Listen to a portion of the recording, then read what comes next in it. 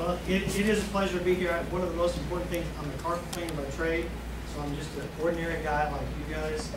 So I think you need people that actually get out there and work hard. You know, I started my day off in Oklahoma City about 5:30 this morning, and sitting at the Capitol in my office. It was a little before 9 o'clock, and I got to thinking about what this day meant for Oklahoma and the bombing at the Mobile.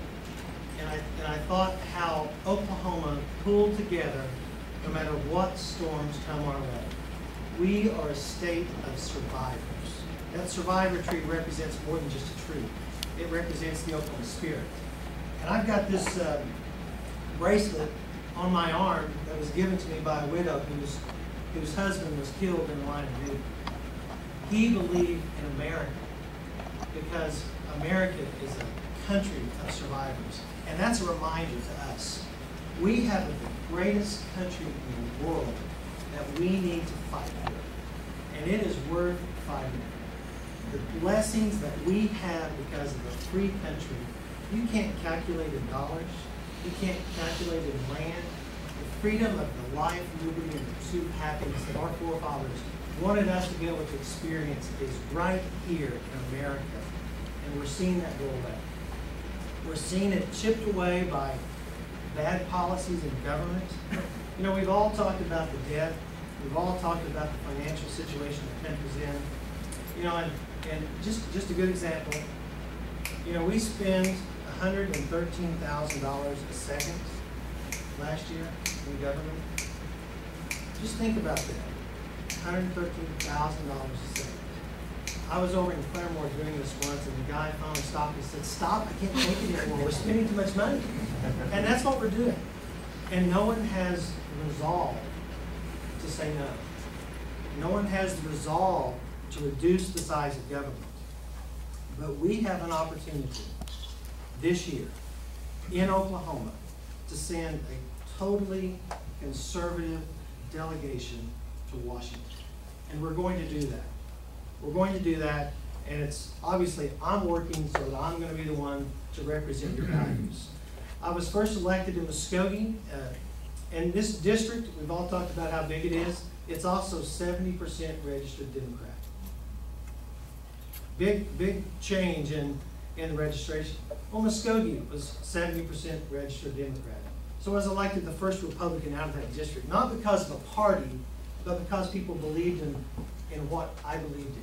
They trusted that I would go and do what I said I would do. And people want people they can believe in.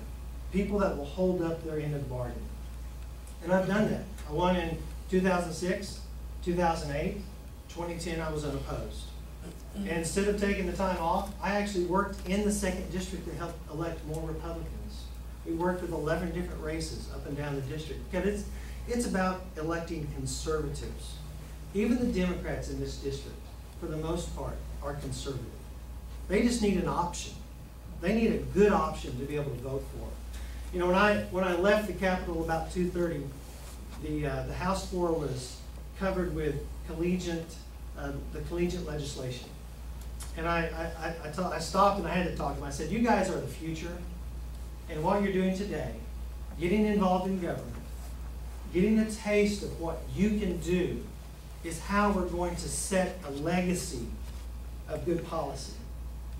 You know, this is about ideas. And what we can do, we can continue to empower government, or we can empower the people. There are 4 simple things that I think we need to do, and they've all been hit on. Reduce government, reduce the spending. Let's use our own natural resources and our own natural energy to boost up our economy and our nation's economy. Let's repeal Obamacare.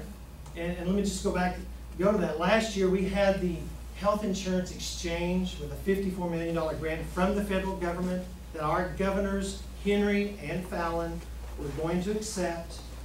That came with strings attached. Fought that on the House floor. Fought that in my own caucus. And we were able to finally defeat it over on the Insurance Committee on the Senate side. But we've got to dismantle Obamacare. Businesses are hurting. They don't understand how that's going to affect them. We've got doctors who want to leave the profession because they can't practice medicine anymore. And then let's stand up for family values. That's the core of our society. So those are the 4 simple principles that I want to push. And something that's different about my candidacy, we have over 50 people, individuals and groups that have endorsed our campaign. And today we announced Governor Huckabee endorsed my campaign because of my record. You know, we talked about the sunsetting. That's been my job in my committee, Administrative Rules and Government Oversight. We sunset. We put in legislation that have blocked agencies from just passing rules. We hear about the EPA. We've got legislation on Oklahoma's legislature that has prevented them from continuing that process. Take the same thing to Washington, D.C. Let's push back against the rules. Let's sunset agencies that don't perform their duty. And let's get us back on a level playing field. So this is about the involvement of the people. This is about you. This is about the young people. It's about the older folks. Let's take America back. And I ask for your help to help me go to Washington, and we will take America back for the citizens. So I'll take any questions. I'm sure there's probably some. Do we have any questions? Do you have one, Dr. Hill? Kind of smiling back there. Nothing? All right. Okay. All right, is there anybody? Feel free to come see me. Oh, yes, AJ. George, I feel one of our problems is that our executive branch of government has become too powerful. Mm-hmm. Our congressmen, in my opinion, have not stood up to the president and have shown their power of what should be.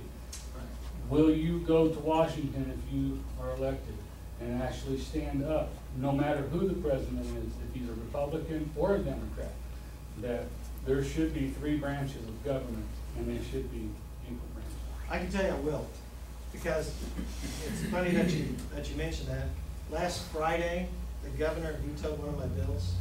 It was further expanding the rule process, and her reasoning that she vetoed it was because I was taking more power away from the governor. But I was putting power back into the elected officials. I'll take that same attitude to Washington, D.C., because if we don't start pushing back, we've blinked too often. We've gotten right to the edge, and if we would have just held a little longer, the other side, you know, it's that game of chicken. But we've always blinked, we've always turned. You know, I'm getting tired of it. I don't know about you. And it's not about Republican or Democrat, it's about what's right. And that's what we need people to go up there who aren't so worried about, am I going to be there forever? No. Let's go up there and do what the founding fathers meant for us to be. Go and serve your time, and then go back and live under the laws you created. I've got a carpet cleaning business that I can go back to, and I'll go back to because that's what I love doing. But our country needs people willing to stand up, regardless of whether they're going to be popular within their own party.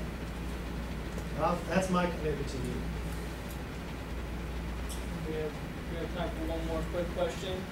If there's anyone. Dwayne said, what was I afraid of the front row? I told him I hadn't seen my wife since Sunday night, so I said that. I met her in Showtime. Feel free to come by and see us out. Thank you so much for